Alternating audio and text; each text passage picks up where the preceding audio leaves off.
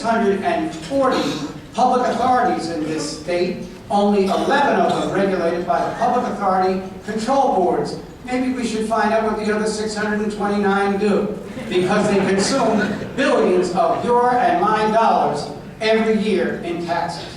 This is the kind of hardcore cutting that we need to do in our budget next year so that we can cut 5 to 10% off the top and not balancing the budget on those who need services, on the middle class, or people who are lucky enough to make $1 million, and we hold individuals hostage for our inability to manage effectively in this crisis.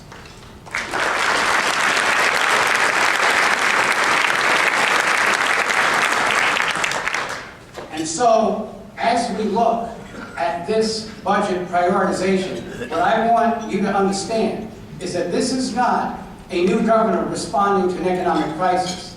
This is a new governor who is trying to create fiscal reality in the minds of those who are in decision-making capacities in this state. What this state is going to need to reverse its spending binge is strong leadership from the executive levels. So when we balance this budget, and when we put our economy back on the right track, that will be the most important test of leadership. Because that will be the time when we learn, when we have added resources, whether we have a prudency that guides our fiscal decision-making process.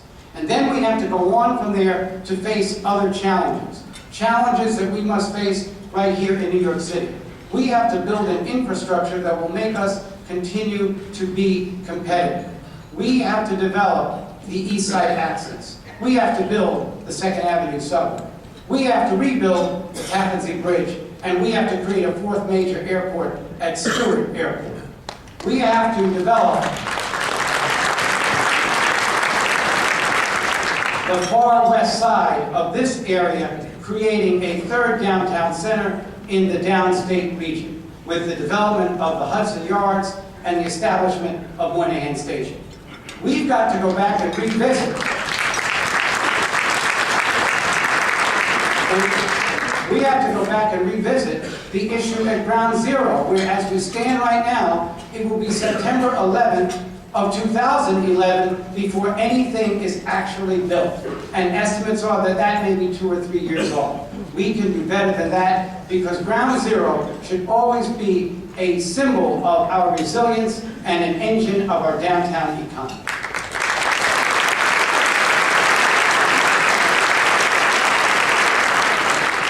And we have to find a workable and sensible plan to develop one of our great civic treasures as we redesign the structure and the outlook at Governor's Island.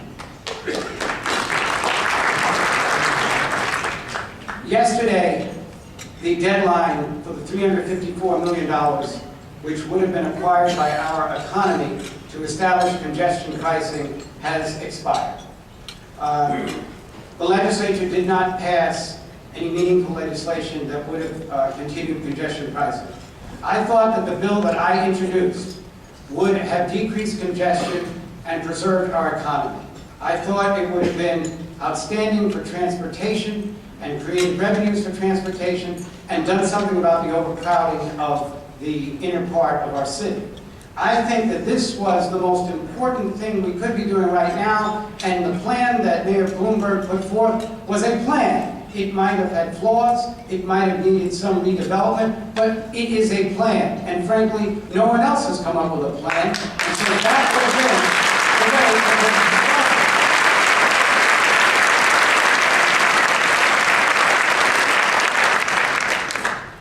Nonetheless, the same problems that we had yesterday, we have today.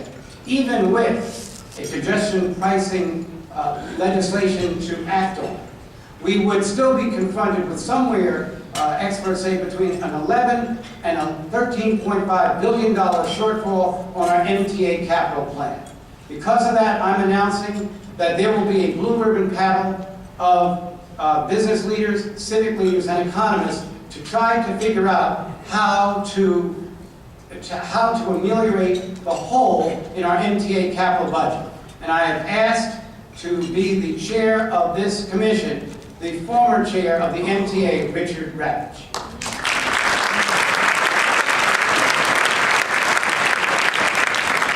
Basically, I want the Commission to examine three basic issues.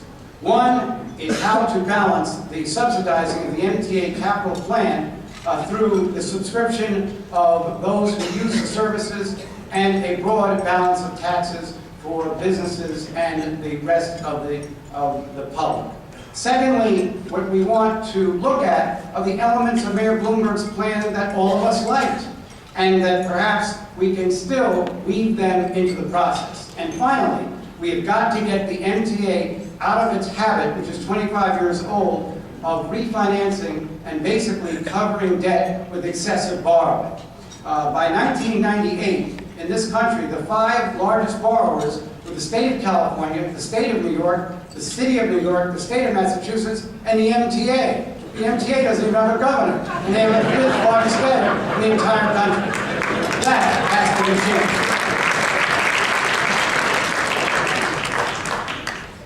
Finally, I just want to address the issue that I'm sure many people have, that how can we be talking about all these creative projects at a time when we have fiscal deficit? It is actually, I think, the paradigm that most separates the foreparents of the state of New York and the city of New York from others.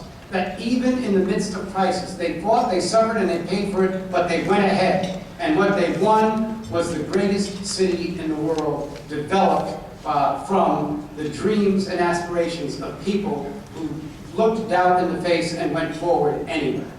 It is really amazing that 6 of the 9 years that they were starting to establish the economic development between 1820 and 1840, their budgets were in deficit. On January 20th, 1930, right at the outset of the Depression, they put a shovel in the ground to build the Empire State Building. By March 1st, 1931, it was built and it was open. 13 months. This was done by people we knew.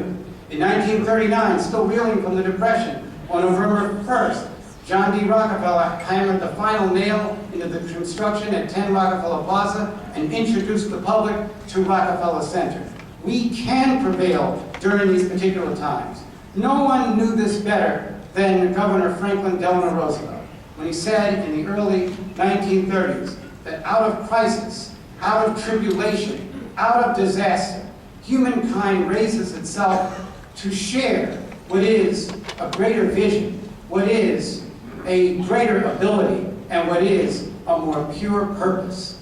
We can do this if we engage that new spirit of cooperation and work toward a common goal. And if we work hard enough, there will be a time when people will stand on this stage at another ABNY breakfast and talk about how the New York at the turn of the century endured its financial problems. And if we try hard enough, we may be able to look back in just a very few years and be very proud of the work we've done. I want to thank Bill Rudin. I want to thank Mayor Koch and Mayor Dinkins. I want to thank all of you who supported this great organization that has brought us together since the early 70s in the spirit of that our ancestors who worked unremittingly and courageously to build a viable New York that was a national leader, not only in the economics of how to build a city, but also culturally and how to treat the people who live in it. I am delighted to be your governor. I want to work with you, and I thank you so much for inviting me to this.